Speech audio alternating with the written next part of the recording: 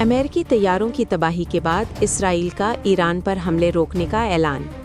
Iran ने अपनी फ़िज़ाई हदूद में अमेरिका के 2 जंगी जहाज़ों को निशाना बनाया है, जिसकी तस्दीक भी हो गई है। अमेरिकी नशरियाती इदारे CNN के मुताबिक इसराइल ने ईरान पर किए जाने वाले अपने पहले तय हमलों को मुअख्खर करने का ऐलान किया है।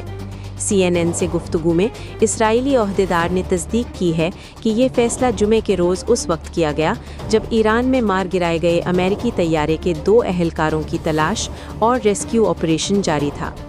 इसराइली ओहदेदार का मज़ीद कहना है कि इसराइली क़यादत ने सूरत हाल का जायज़ा लेने के बाद ये कदम उठाया ताकि जारी सर्च एंड रेस्क्यू मिशन मुतासिर ना हो और अमेरिकी फोर्सेस को अपने अहलकारों तक रसाई में मुश्किलात का सामना ना करना पड़े।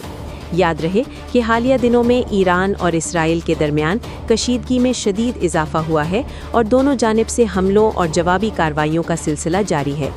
इसी दौरान एक अमेरिकी F-15E लड़ाका तैयारा ईरान में गिराया गया था, जिसके बाद एक अहलकार को बाजियाब करा लिया गया, जबकि दूसरे की तलाश ताहाल जारी है।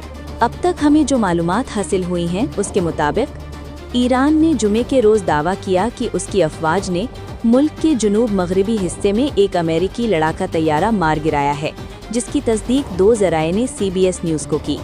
गिराए गए अमेरिकी F-15 लड़ाका तैयारे की तलाश और रेस्क्यू ऑपरेशन जारी है और सोशल मीडिया पर वायरल वीडियोज़ में एक रीफ्यूलिंग तैयारा और 2 हेलीकॉप्टर इलाके के ऊपर निचली परवाज़ करते दिखाई दे रहे हैं, जो सर्च एंड रेस्क्यू मिशन से मुताबिकत रखते हैं।